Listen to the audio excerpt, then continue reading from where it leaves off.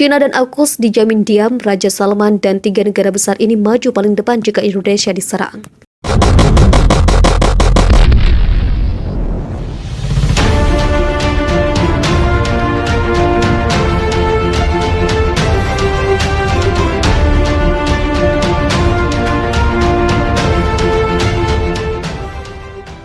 Indonesia saat ini berada di tengah-tengah dua kekuatan besar, yakni China dan AUKUS, koalisi antara Australia, Inggris Raya, dan Amerika Serikat. Indonesia sendiri sempat menyuarakan ketidaknyamanannya dengan rencana AUKUS yang mendukung Australia membangun kapal selam nuklir yang juga ditentang China. Tapi di sisi lain, Indonesia terus diprovokasi China di Laut Natuna Utara, yang juga menjadi salah satu pertimbangan AUKUS untuk menggabungkan kekuatan menentang Tiongkok. Dikutip zonajakarta.com dari abc.net.au, kekuatan Indonesia pun belum bisa membendung China saat ini. Hal itu diungkapkan langsung oleh Direktur Penelitian Lowy Institute Australia, Harvey Limbahew. Harvey melihat AUKUS sebenarnya dibentuk untuk menyeimbangkan kekuatan militer di Asia Pasifik agar tak jomplang ke China.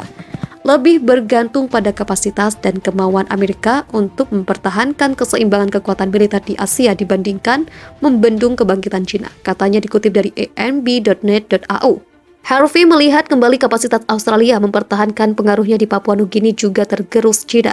Tapi investasi di Indonesia saat ini lebih diprioritaskan ketimbang ke Papua Nugini. Kami berinvestasi lebih banyak ke Selandia Baru daripada banyak negara Asia Tenggara lainnya termasuk Indonesia, ujarnya.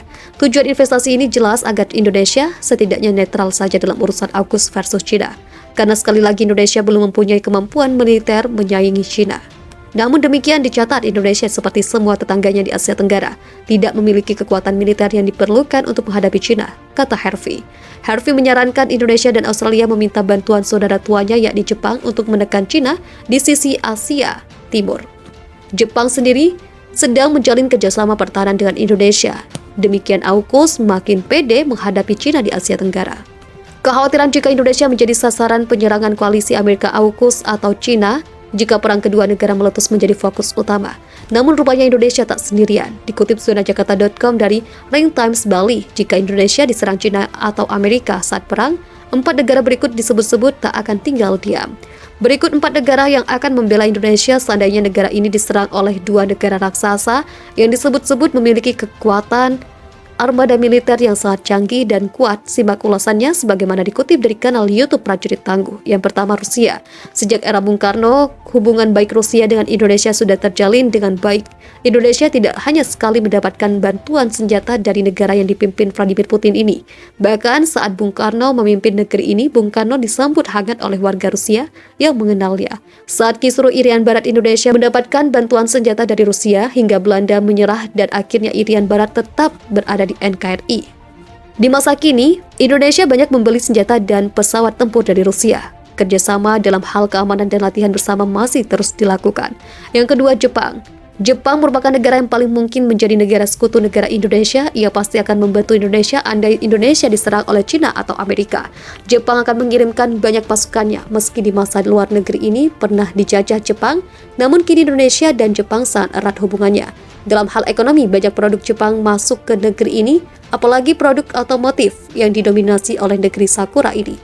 Beberapa bulan kemarin Jepang juga sudah memberikan hibah sebuah kapal patroli. Di tengah pemberitaan hebohnya kapal Cina yang masuk ke Natuna, pemerintah Indonesia sudah menjalin kerjasama dengan pemerintah Jepang untuk mengembangkan sentra kelautan dan pengembangan sentra perikanan terpadu di 60 pulau terluar di Indonesia termasuk Natuna. Yang ketiga, Arab Saudi. Arab Saudi tentu saja tidak akan membiarkan jika Indonesia diserang di masa depan.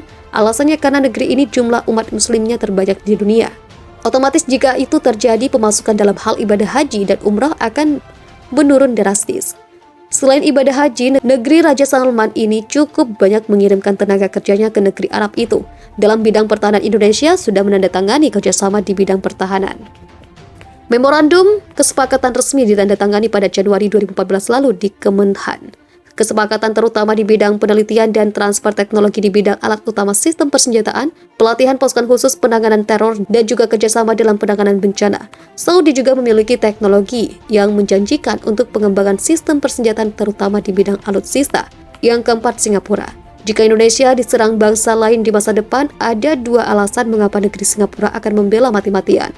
Pertama, alasan regional, Indonesia adalah kekuatan terbesar yang dimiliki Asia Tenggara. Apalagi negeri ini tumbang, maka bisa jadi di Asia Tenggara akan mempengaruhi banyak sektor, terutama sektor wisata di Singapura, di mana Indonesia adalah penyumbang terbanyak.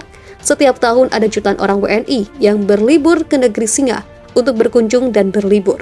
Jika Indonesia hancur, maka Singapura akan kehilangan banyak pemasukan. TNI Angkatan Laut sedang mempersiapkan diri untuk membangun pangkalan baru di Pulau Natuna. Wilayah Natuna memang sudah selayaknya mendapat penjagaan ketat dari TNI dan Bakamla, karena daerah ini rawan terjadi konflik dan merupakan salah satu perbatasan terluar di Indonesia. Apalagi wilayah perairan Natuna juga sering dilalui oleh kapal-kapal asing dan tak jarang banyak nelayan ilegal dari luar negeri yang menangkap ikan di perairan Indonesia ini. Konflik di Natuna juga rawan memanas akibat adanya klaim sepihak oleh Cina yang bersikeras bahwa Laut Natuna Utara adalah merupakan wilayah negara mereka berdasarkan klaim Nine Dash Line. Dikutip Zona Jakarta dari laman TNI AL, pihak-pihak yang berkepentingan sudah melakukan survei pembangunan pangkalan baru di Pulau Natuna pada Rabu lalu.